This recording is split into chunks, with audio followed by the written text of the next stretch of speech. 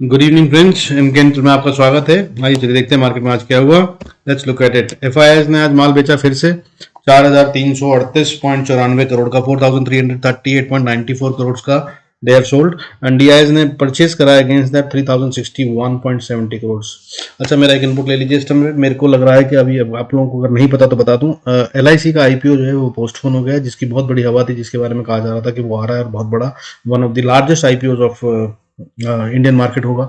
वो अभी फिलहाल के लिए पोस्टपोन कर दिया गया है। कारण आप लोग समझ सकते हैं, यूक्रेन वॉर, मार्केट का गिरना, डीआईएस और एफआईएस का इतना बड़ा झगड़ा, इतनी लंबी सेलिंग की वजह से पैसों का अटके रहना। एनी विच बाकी सब कुछ होने की बात अलग है। ये होने से आईपीओ अब मुझे लग रहा है कि मार्केट को अगर कोई संभाल रहा था वो संभालना बंद कर देगा। क्योंकि मुझे जो समझ में आ रहा था, या बहुत सारे लोगों को जो समझ में आ रहा था, वो सिर्फ ये था कि एलआईसी का आईपीओ आना है, इसलिए मार्केट को संभाला जा रहा है। पर अब तो वो भी नहीं आ रहा। ठीक है, चलिए खैर आगे चलते हैं। एफआईआईज ने इस महीने में जो बेचा है, मार्च के महीने में, वो 4,300, ऑब्वियसली आज ही का दिन है, एक ही पहला दिन था तो नॉट मार्च। और फरवरी के महीने में पूरा उन्होंने जो बेचा है वो 45,720 करोड़ का बेचा है, जिसके अगेंस्ट में अभी तक जो डीआईएस है, डोमेस्टिक इंस्टीट्यूशन ने खरीदा है 42,084 करोड़ का, 42,084 करोड़ का खरीदा है। ठीक है, ये बात कर रहा हूँ मैं 2022 की। जनवरी फरवरी 2 महीने हुए, अभी जनवरी से शुरू हुआ है कैलेंडर ईयर। और 2022 में आप देख सकते हैं जो है वो अभी तक 2021 के बराबर की सेलिंग कर चुके हैं। एफआईआईएस 92 करोड़, 92,729 करोड़ उन्होंने पूरे 2021 में बेचा था, जिसके कंपैरिजन में अभी तक 2 महीने में 2022 में 91,405 बेच चुके हैं। और बाइंग जो करी है डीआईएस ने, वो पिछले पूरे साल में 94,574 करोड़ की करी थी, या 75 कह लीजिए। और अभी तक 2 महीने में वो 67,674 करोड़ की बाइंग कर चुके हैं। ठीक है, so this is what it is. मेरे को ये जो समझ में आ रहा है, देखिए, एक तो पूरा का पूरा डेफिसिट बहुत ज्यादा है। एफआईआईएस ने बेचा 91,000 करोड़ का, और इन्होंने खरीदा 67,000 करोड़ का। तो बहुत सी बाकी का 23 करोड़ कहाँ, 23,000 करोड़ कहाँ जा रहा है? कहीं है, रिटेल फंसा हुआ है। समझिए आप इस बात को। कोई तो भाई बेचा है, अगर किसी ने तो खरीदा तो होगा ना। एफआईआईएस ने तो कम खरीदा है, तो कौन है बाकी का माल रखे हुए? समझिए, मैं और आप हैं, और ये बहुत खतरनाक होता है। चलिए खैर आगे चलते हैं। रशिया यूक्रेन की वॉर में बहुत आज जो बातचीत थी वो किसी नतीजे पे नहीं निकली है। उसके अंदर में यूक्रेन के ऑफिस की तरफ से, जो राष्ट्रपति के ऑफिस की तरफ से जो खबर आई है, उनका ये कहना है कि जब पूछा गया कि भैया बातचीत में क्या करोगे आगे, तो it is currently being mould, a significant agenda is required. उनका कहना यह है कि अभी फिलहाल इस पे विचार कर रहे हैं वो, और कोई खास मुद्दा बातचीत के लिए चाहिए होगा, या मीटिंग के लिए चाहिए होगा। अब क्रेमलिन क्या कह रहा है इस पे, रशिया वाले क्या कह रहे हैं? It is not evident yet if Ukrainian officials will come to the next talks. उनका कहना यह है कि अभी हमको पता नहीं है, लगता नहीं है कि यूक्रेन वाले दूसरी बातचीत के लिए आएंगे, पर हमें आशा है, we hope so. The Russian delegation will be waiting for you. हम इंतजार करेंगे उनका, हमारी तरफ से हम उनका इंतजार करेंगे, बाकी उनका पता नहीं वो आएंगे कि नहीं आएंगे। सो ये दोनों की तरफ से स्टैंड है अभी का। बाकी आगे क्या होगा देखते हैं। ठीक है, हालांकि दोनों ये कह रहे हैं कि बातचीत के लिए तैयार हैं, या किसी ने भी नहीं कहा कि हम बातचीत नहीं करेंगे। यूक्रेन ने कहा है कि अभी फिलहाल विचार कर रहे हैं, कोई खास मुद्दा चाहिए, और उन्होंने कहा है कि हम तैयार हैं बातचीत के लिए। बाकी उनकी तरफ से हमें नहीं लगता कि वो आएंगे, या हमारी तरफ से हम इंतजार करेंगे। ठीक है, आगे चलते हैं। मार्केट में क्या क्या हुआ बॉस? मार्केट में सबसे पहले भाई पेट्रोल डलवा लो। ठीक है, इलेक्शन खत्म होने वाले हैं। हाँ, पेट्रोल बढ़ रहा है, क्रूड ऑयल इतना बढ़ गया मार्केट में, पूछिए मत। हमारे लिए डेंट है, बहुत भयंकर तरीके से इन्फ्लेशन बढ़ने वाली है।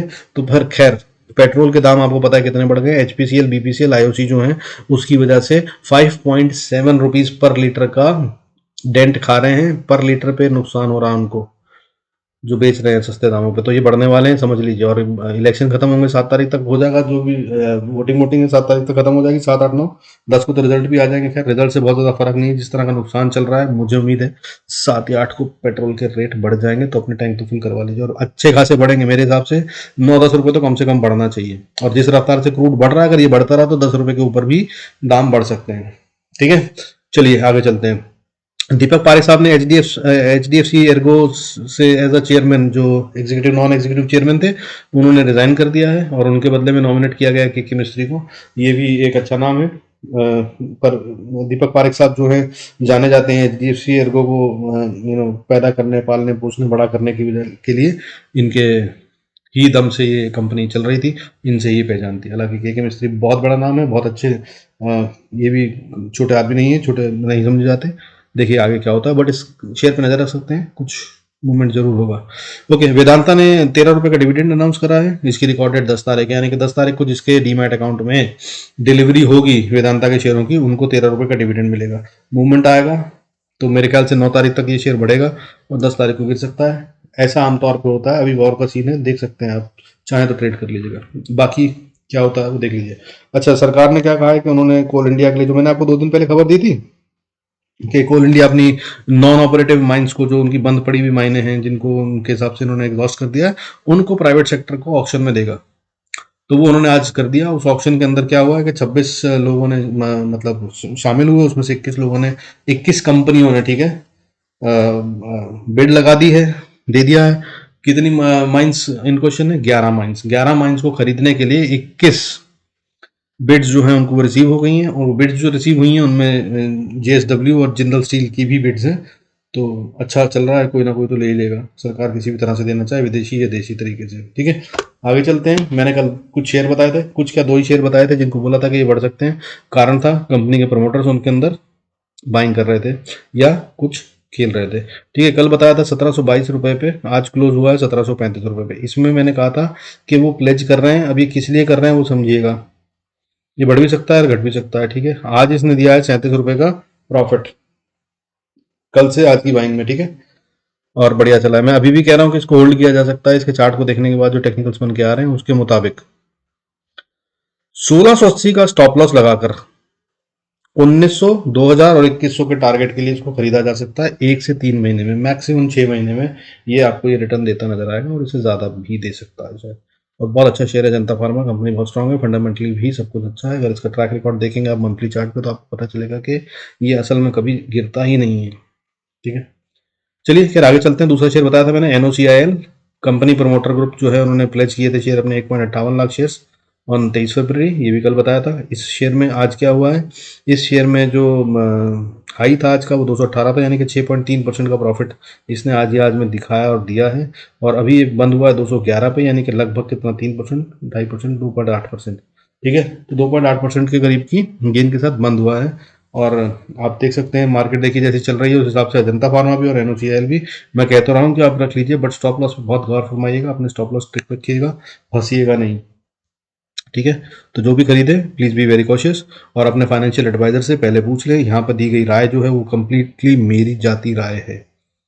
आपको यदि इस पे कोई एक्शन लेना है, don't take any action, take it only if you have discussed, advised और consulted with your financial advisor. ठीक है, अपने फाइनेंशियल एडवाइजर से पूछ करिए। ओके, आगे बढ़ता हूँ। आज के लिए जो शेयर बोल रहा हूँ वो है पेनार इंडस्ट्रीज। पेनार इंडस्ट्रीज के अंदर अभी जो कीमत चल रही है वो 36 रुपये 95 पैसे चल रही है। इसमें बोर्ड ने मीटिंग अनाउंस करी है, 9 मार्च को मिलेंगे। क्यों मिलेंगे, क्यों बैठेंगे, ये इन्होंने सेबी को अपनी इन्फॉर्मेशन दी है। उसके अंदर क्यों मिलने की बात कर रहे हैं, क्योंकि बायबैक ऑन शेयर्स पे डिस्कशन करना है, that's what they are saying. और बायबैक कब होता है कंपनी की तरफ से शेयरों में, जब कंपनी के पास खूब सारा पैसा होता है। और पैसा कब होता है, जब वो मुनाफा कमा रही होती है। और जब वो मुनाफा कमा रही है और फिर उसके बाद अपने ही शेयर खरीदती है, तो इसका मतलब आगे भी मुनाफा कमाने वाली है। ठीक है, क्यों, क्योंकि वरना अपना शेयर नहीं खरीदता, दूसरे में लगाते हैं, कहीं और इन्वेस्ट करते हैं। तो यहाँ पे अच्छी मॉडल आ सकती है, पर फिर से do consult with your financial adviser.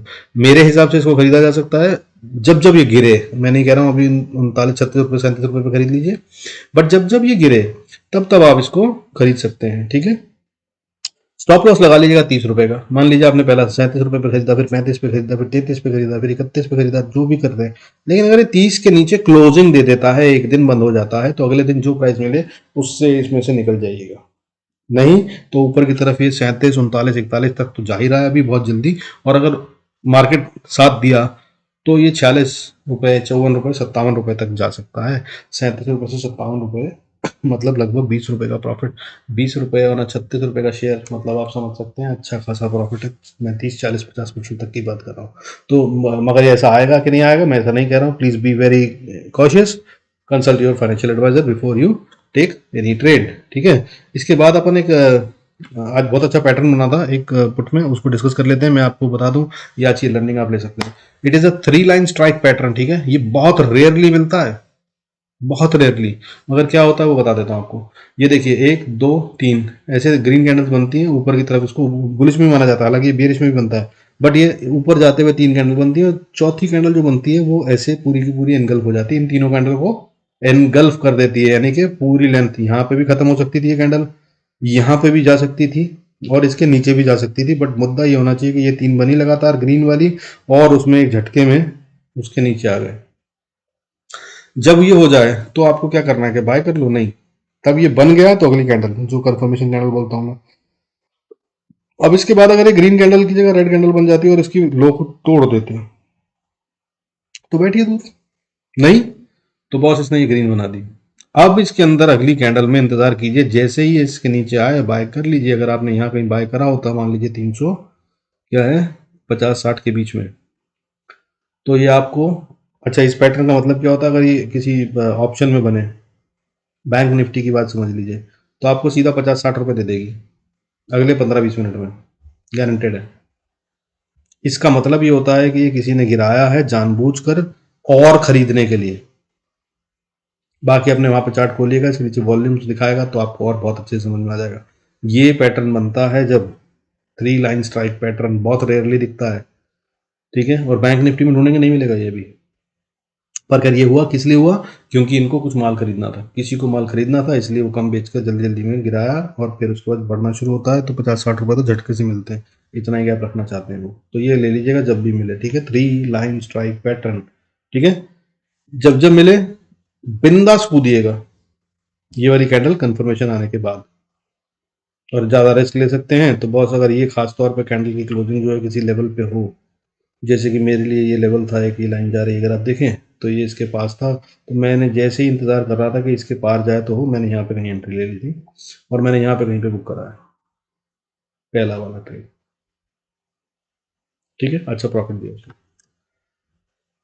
Okay, चलें अब आगे चार्ट देख लेते हैं निफ्टी और बैंक निफ्टी के, ठीक है। आइए, डिस्क्लेमर प्लीज को फरमाइए, पॉज करके पढ़ लीजिएगा। आइए चार्ट देखते हैं। चार्ट पे क्विकली, ये चार्ट आप लोग देख रहे हैं, लेट्स लुक एट इट। आज क्या हुआ गौर फरमा लीजिए। बड़ी बात यह है कि आज मार्केट में कुछ नहीं हुआ। बड़ा अजीब लगेगा आपको सुनकर, पर हाँ सच यही है, सच यही है। यहाँ पे से मार्केट बंद हुई थी कल, यहाँ पे खुली थी, ठीक है, और यहीं पे बंद हो गई है। दिन भर में जो हुआ, खाया पिया कुछ नहीं, गिलास थोड़ा 12 नहीं, ये मार्केट कह रही है, मैं नहीं। हालांकि मैंने तो कमाया बॉस, आई एम श्योर आप लोगों ने भी कमाया होगा। कल के लेवल्स भी काम करे हैं, अपने लेवल्स के हिसाब से अगर हम चलेंगे तो बहुत फायदा होता है, ठीक है। खैर एनी बीच आज के लेवल्स देख लीजिए क्या करने वाली है कल मार्केट। मेरे हिसाब से मार्केट अभी भी स्ट्रांगली बेरिश है, देख लीजिए आप कहीं से भी आपको ऊपर दिख रही हो तो बता दीजिए। ये वो लेवल है जहां से ये वॉर के टाइम पे गिरी थी, उसके बाद से दोबारा से अभी तक ये उसको पार नहीं कर पाई। जब तक ये पार नहीं करेगी तो वॉर वाली मंदी भी खत्म नहीं हुई है, और इसको पार कर ले, अगर वॉर वाली मंदी खत्म हो जाए तो बहुत पीछे जो ट्रेंड चला रहा था वो भी मंदी का ही था, ठीक है, बेरिश था। तो फिर उसको नलिफाई करने के लिए और पैसा चाहिए होगा। अच्छा चलो ये सब करना होगा तो उसके लिए भाई क्या चाहिए, पैसा लगाना चाहिए ना। तो वो पैसा क्यों लगाया जाए, क्यों, क्योंकि इकोनॉमी ग्रो होने वाली है, पैसा बढ़ने वाला है, देश तरक्की करने वाला है। अभी फिलहाल ऐसा कुछ नहीं दिख रहा है। इन्फ्लेशन हमारी बढ़ रही है, क्रूड ऑयल के प्राइसेस ने ऐसी हालत टाइट कर रखी है कि हमारी इकोनॉमी टाइट रहने वाली है। बैंक्स की हालत टाइट होने वाली है, क्योंकि बहुत सारे बिजनेसेस पे आफत आई हुई है इस समय, वॉर की वजह से भी बहुत सारी कंपनियां हैं। अदानी जैसे ग्रुप के ऊपर इस समय बड़ी वाली अदानी विल्मर, मैंने परसों बताया था शेयर, 3,80,000 टन का उनका कंसाइनमेंट फंस गया है वहाँ पे ब्लैक सी में। और भी बहुत सारी कंपनियां हैं, ठीक है। सनफ्लावर ऑयल तो हम सबसे बड़े इंपोर्टर थे, यूक्रेन सबसे बड़ा एक्सपोर्टर था, तो बहुत नुकसान है। तो बहुत सारे बैंकों को, बहुत सारी कंपनियों को कुछ ना कुछ रियायत देनी पड़ेगी, मतलब नुकसान उठाना पड़ेगा। तो कारण कुछ नहीं है, ठीक है, बॉटम लाइन ये है। तो अब अगर बढ़ने की बात करो तो यार क्यों बढ़ेगी, नहीं बढ़ सकती ना, और बढ़ भी गई तो यहाँ तक, चलो वॉर थी तो चलो बहुत झटके में नीचे गिर गए, पता नहीं है वॉर सेटल हो रही है तो चलो आओ यहाँ तक चलते हैं, तो यहाँ तक तो आ जाओ। पर उसके बाद जो पहले से ट्रेंड चला आ रहा है बियरिश वाला, वो तो नहीं खत्म हुआ। तो इसलिए मेरे हिसाब से अभी फिलहाल बियर स्टैंड बहुत लंबा चलने वाला है। खैर एनी विच, अब लेवल डिसाइड कर लेते हैं। सबसे पहले मैं आपको बता रहा हूँ ऊपर के, जिसकी मुझे आशा कम है, लेकिन हो सकता है जिसे गैप आप गैप डाउन देते हैं वो सीधा ऊपर नीचे कहीं दे दें, तो बट आप लेवल नोट कर लीजिए। अभी ये मार्केट जो बंद हुई है वो 35,475 500 मान लीजिए। अगला लेवल अगर ऊपर की तरफ जाएंगे तो 35,800 50 से लेकर 900 के बीच में है। यहाँ पे अपना प्रॉफिट बुक करने की कोशिश कीजिएगा अगर आपने ट्रेड लिया हो कोई तो। और उसके बाद अगला लेवल जो होगा वो ये होगा 36,200 से 300 के बीच में। इसको पार करना मार्केट को बहुत मुश्किल होगा अभी फिलहाल के लिए, अनलेस अनटिल अनलेस कि ये सीधा गैप अप दे दे, ठीक है। पर अगर हो जाए तो बॉस ये वाला लेवल है अगला, दैट इज 36,850, 800 से 900 मान लीजिए, ठीक है। 36,800 से 900 इसको पार नहीं कर पाएगी मार्केट। कल बैंक निफ्टी 36,900 को पार नहीं कर पाएगा मेरे हिसाब से, तो नहीं हो पाएगा कल भी और आने वाले समय तक भी। अभी ये रेजिस्टेंस रहने वाली है, बहुत स्ट्रॉन्ग रेजिस्टेंस है, it's not going to go off easily, it need hell lot of money to cross this level, ठीक है। इसके लिए बहुत मोटा पैसा चाहिए होगा अगर किसी को करना है, तो वो पैसा कोई क्यों लगाएगा वो मुझे समझ में नहीं आ रहा। जब तक उसके कारण नहीं होंगे तब तक ये नहीं होगा, ठीक है। बजट जा चुका, आरबीआई की ऐसी कोई खास पॉलिसी आने नहीं वाली, वॉर चल रही है, क्रूड ऑयल के रेट जैसे बढ़ रहे हैं पता ही है आपको, ऑल टाइम हाई पे चला गया इस समय 111-14 डॉलर पर बैरल। और उसके अलावा अगर हम बात करें कि डॉलर की कीमत, तो वो भी बहुत खतरनाक ढंग से हमारी रुपये की वैल्यू डिप्रिशिएट हो रही है, यूएस डॉलर बढ़ रहा है, और रूबल की हालत जो हो गई है उसकी वजह से जो हम उनसे आशा कर सकते थे वो भी नहीं है, ठीक है। तो ये हैं लेवल्स ऊपर के लिए, बट फिर भी मैंने दे दिए हैं, अगर आपको ठीक लगे तो देख लीजिएगा अगर आए तो उसके हिसाब से, क्योंकि मार्केट बहुत वॉलेटाइल है और आगे भी कल भी वॉलेटाइल रहने वाली है। अब नीचे की तरफ देखते हैं, नीचे की तरफ सबसे पहले बॉस ये लेवल देख लीजिए कल का, यानी कि आज का, और कल का लो जो है वो ये है 34,900, 35,000 मान लीजिए, या 34,900 मान लीजिए। 34,900 तोड़ दिया अगर, तो आप मान लीजिएगा कि अभी बियरिश आ गई और अभी अपना जो कुछ यहाँ पे संभालने की कोशिश हो रही थी वो सब छोड़ दी गई है। 34,900 के नीचे मार्केट जा रही है नीचे, बैंक निफ्टी की बात कर रहा हूँ। 34,055 के लिए मेरे हिसाब से 34,100 से 34,000 के बीच में आके मार्केट रुकेगी, और यहाँ पर अपना प्रॉफिट बुक कर लीजिएगा बस। अगर शॉर्ट का तो कम से कम 50 से 60%, क्योंकि यहाँ पे ये टाइम बिताएगी, यहाँ पे सपोर्ट लेनी चाहिए इसको 34,100 को। ये अच्छी खासी स्ट्रांग सपोर्ट है, ठीक है। कारण है उसके बहुत सारे पीछे, चार्ट देखेंगे तो आपको समझ में आ जाएगा। काफ़ी लंबा समय यहाँ गुजारा है, ठीक है। और ये बड़ा वाला डिप आया था उस समय भी यहाँ पे से नीचे नहीं गए थे। तो अगर इन्होंने इस लेवल को तोड़ दिया 34,000 के लेवल को मार्केट ने, बैंक निफ्टी ने, तो ये नीचे जा रही है बढ़िया से। अगला लेवल जो होगा वो 33,373 होगा, और उसके नीचे का अगला लेवल जो होगा वो 32,750 होगा। इतना बहुत है कल के लिए मेरे ख्याल से, इसको नहीं तोड़ेगा। 3,000 पॉइंट से ज़्यादा की मूवमेंट अगर इसको तोड़ दे तो बॉस फिर आप समझ लीजिएगा कि जयराम जी की हो गई है, मार्केट बहुत लंबा नीचे जाने वाली है, ठीक है। और मंथली ऑप्शंस में ट्रेड कीजिएगा अगर आप ऑप्शंस में करते हैं तो। वीकली ऑप्शंस बहुत खतरनाक ढंग से इरोड होंगी, बहुत ज़्यादा हाई प्रीमियम चल रहे हैं। उसके दो कारण हैं कि दोनों तरफ की पोजीशन बनी हुई है, लेकिन देखिए 2 बजे के बाद मार्केट में एक्सपायरी के दिन भयंकर रूप से प्रीमियम इरोड होते हैं। तो अगर ट्रेड करना हो तो वीकली मत कीजिएगा, क्योंकि वीकली में बहुत कुछ उड़ने के लिए है, बहुत हाई प्रीमियम पे बिक रही हैं ऑप्शंस। तो 2 बजे से पहले पहले ये सब खेल लीजिएगा, और अगर उसके बाद खेलना है तो फिर मंथली में। वैसे तो मैं कहूँगा कि अगर आप एक्सपर्ट ट्रेडर या एक्सपीरियंस ट्रेडर नहीं है तो बस मंथली में ही कीजिएगा, ठीक है। थैंक यू सो मच, आज के लिए इतना बहुत है। Do good trades, be profitable, have a nice day. मिलते हैं कल के वीडियो में। शब्बा खैर, गुड नाइट, सी यू।